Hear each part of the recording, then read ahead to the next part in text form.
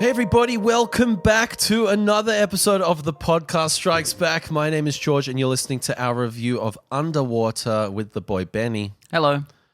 So in 2017, a little film called Underwater was filmed by director William Eubanks, starring Kristen Stewart. And hey, shit happens, right? Got shelved, went into the archives, been rummaging around for a few years, and now, after the Disney acquisition, this is, I believe, the final film in the arsenal of what 20th Century Fox was going to be releasing to be released before the studio gets rebranded to 20th Century Studios. And I always find these films interesting. Cabin in the Woods was on the shelf for a few years, similar amount of time, and you kind of always think, why? What happened? I think this one had a slightly clearer issue in the face of TJ Miller, who over the past couple of years has definitely not been the most palatable. He got Me Too'd, and this bomb threat. I totally forgot about this bomb threat thing. Called a bomb threat in on a train. And he assaulted an Uber driver as well. Oh, man. He just lost it. It's a weird series of events. Like, I was surprised to see his name on the poster even for this film.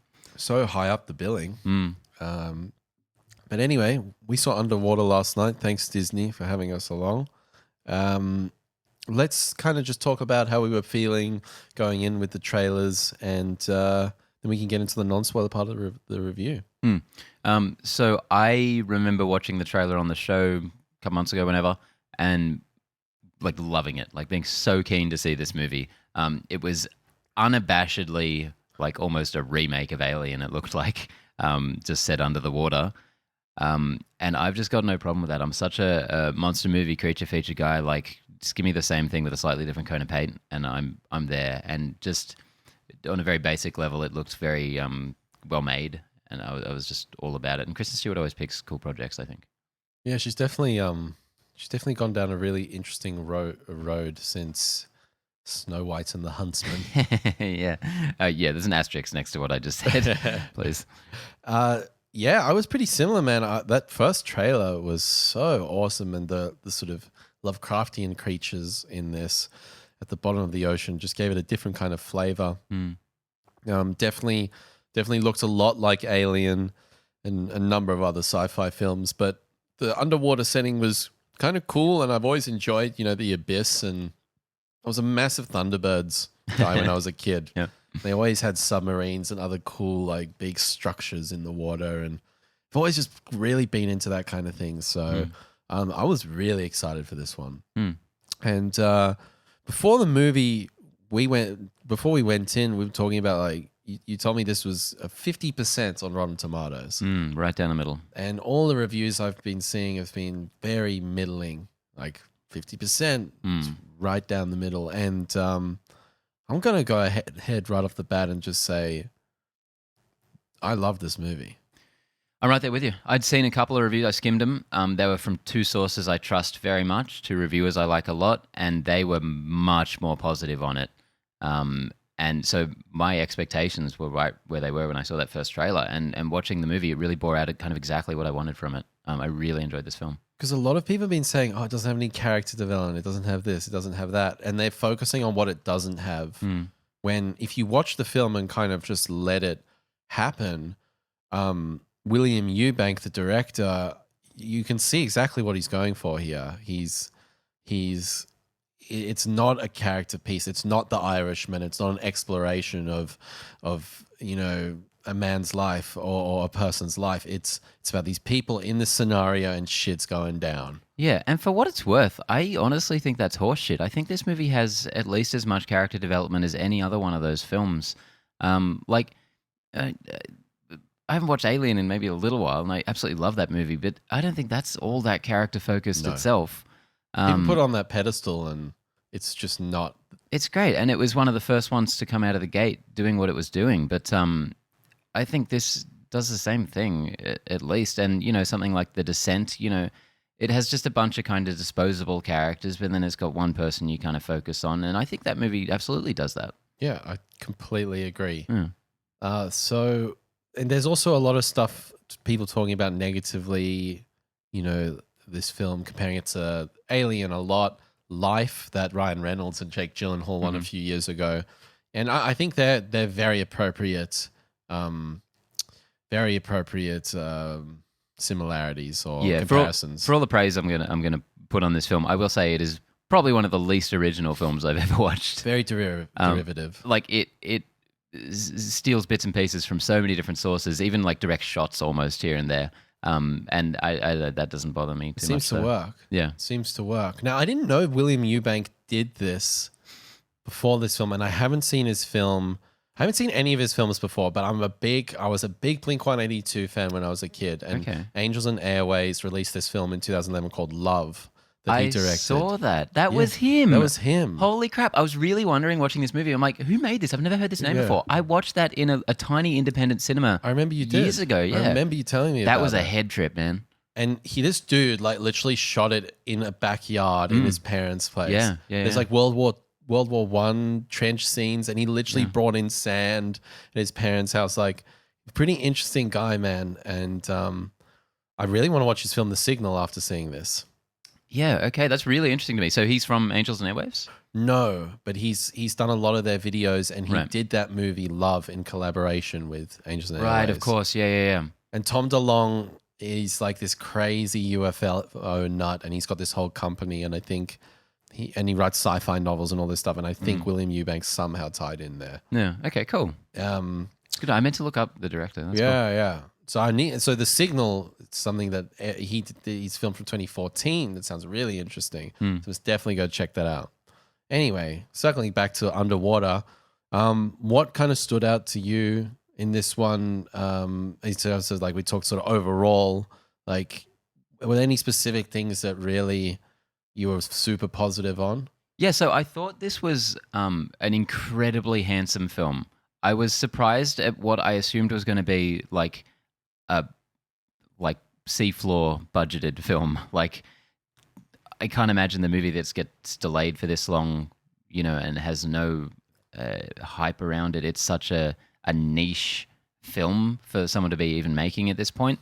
But throughout the film, the hypothetical number I had in my head of what they spent on it just kept going up. Yeah, because this didn't strike me as a production that, like, I don't feel like the seams showed at any point for me. I completely agree. Production design, visual effects, all that stuff. Like, as soon as they put on their like space marine like underwater suits, I'm like, that is really cool. Really good design. Like, no expense looked like it was spared on them. Really good design. And sometimes those low budget sci-fi films not only suffer from budget, but bad design as well. And this does not. Not at all. This feels tactile, real.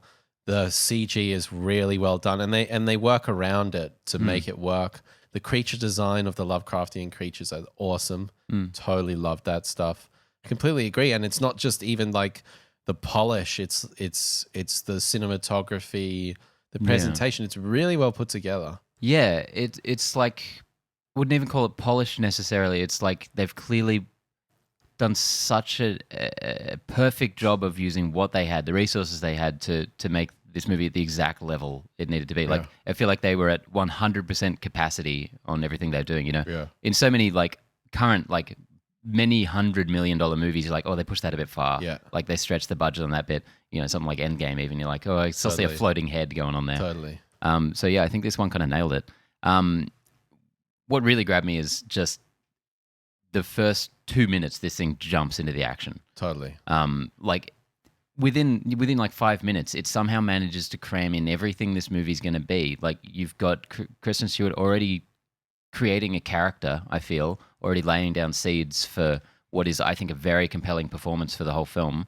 And then you've already seen like the amazing kind of action and underwater spectacle you're going to get in it as well. Do you like the opening? Dude, the opening was great. Yeah. I thought, like, looking down the corridor, super alien, and the camera swings around. Actually, even before that, just the plummeting further and further down into the ocean.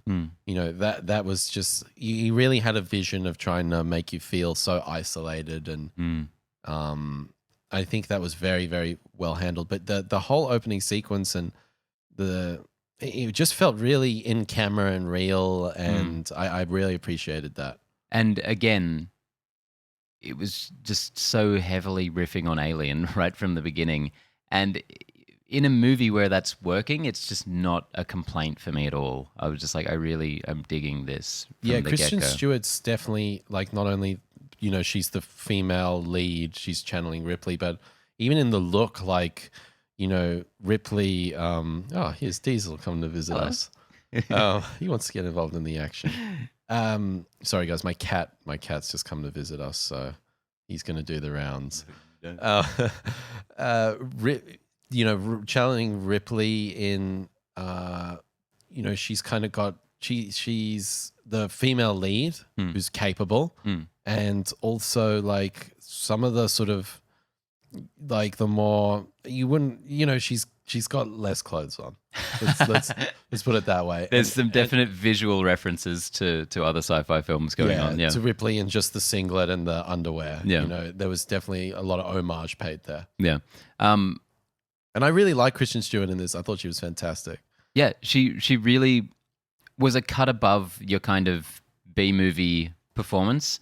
Like, every one of them they're very simple characterizations. There's a character who has maybe something in their past that they're going to need to overcome by the end of the film. And this movie's kind of no different in that regard, but I feel like she makes it very real. She's been doing such good work on the indie circuit for years now, in really focused character piece films, that I feel like she really brings that authenticity to even something that's less about that specifically, but she just has that baggage with it. I think this movie, I was thinking to myself, wow, Kristen Stewart would be an awesome Captain Marvel. Can you imagine the reaction to that? She gets quite physical in this movie. Like, there's a lot of moving in the suits and explosions and running through water, and you know, she's definitely owning the action movie star in this one, and she does it like she's really capable. How about Samus Aran? Dude. I didn't think of watching that yesterday, but I think she could pull off something like that. That would be very cool. Where was I going with this? We were talking about just like Kristen Stewart, film's pretty polished, nice to look at. It's quite and the pacing of it. I thought like the movie. I had my watch on and I just checked the time and I was like, wow, there's only like 20 minutes left of this film. Like, this is going at a blistering pace, and not only in terms of the action happening at a rapid fire rate, but it just kind of whisked along, and I sort of thought we were at the halfway mark and we were really close to the end. Yeah, well, it kind of, it's about a 90-minute film? Yeah, 90 minutes. It sort of skips past the first act, but quite deftly weaves it into the rest of the film. Like, all the character development, all the introductions are all done during the second act complications that kind of started all off. Yeah, it's not like there's kind of like an opening act where it's like kind of day in the life and what she's doing on this. Here's everyone you're going to meet. And we're into it. Get straight into it, and you have to kind of learn on the run, which I really appreciated. And what I was going to say before, I just remembered, is for as kind of much of a rip-off of this movie is in a lot of ways, I was surprised at how little I could predict the beats and what was going to happen next. Because in any one of these movies, you're going to be like, this guy's going to die first, that guy's going to go next, and I actually listed the whole cast in my mind. But the movie just didn't play out the way that I expected it would. I thought it had some really good ways of kind of baiting you into thinking this was going to go like any number of these movies do, and then being like, oh, maybe not. And it also did that with the black dude, because normally the black dude always dies first. But not in 2020, baby. But not in 2020. But in this one, he actually did die first. He absolutely died first. What the fuck? Like, yeah, that is so noticeable every time that happens. It's like, how do you actually do that? Have the one black guy and be like, he dies first. Yeah. Anyway, decisions were made. Anyway, not a big spoiler. Yeah. Yeah. I think this is. I think we can probably move into spoilers. I don't know if you have much else to say, but I think what it's impressive, something that I kind of I took from Chris Nolan is he once said, like, I love the Transformers movie because they set out a brief and they try and hit that brief. The Michael Bay one? The Michael Bay one. Chris Nolan likes that. Interesting, Chris Nolan. Interesting. And the brief here, I think, is really flawlessly met. We're not getting a big character study. We're not getting super fleshed out dialogue. You know, we're getting a survival situation and it's chain reaction of events happening. Some really cool monsters, some really cool settings. Very, very nicely put together and well edited. I just can't really fault this film. I think he's executed his vision and I enjoyed it thoroughly. Yeah, I'm very surprised to see this getting the reaction it's kind of getting. Like, it is, I get that it's kind of a very inconsequential film. It's arriving years late. It's just a vestige of a company that's going to be dead in a couple months. But like you said, I feel like everything this movie tries to execute, it does so better than I would have expected. Yep. Like, it really nails it. And then it has a few surprises up its sleeves as well. I mean, there was a moment in this movie where we kind of just like looked at each other, mouths agape, and I'm like, that's a good moment to have in a movie, especially one like this. Totally. So this one really gets a recommendation for me if you're at all remotely interested in like any kind of disaster movie, any kind of monster movie, if anything about this premise you think sounds interesting, I think this movie will deliver. Yep, completely agree. Sci-fi fans, get in there. Horror fans, get in there. Even though I'd probably say it's more of a thriller. Yeah. It throws a lot of jump scares at you, and it's not scary, but there was a couple that I was like, fuck, but it's not the scariest. Yeah.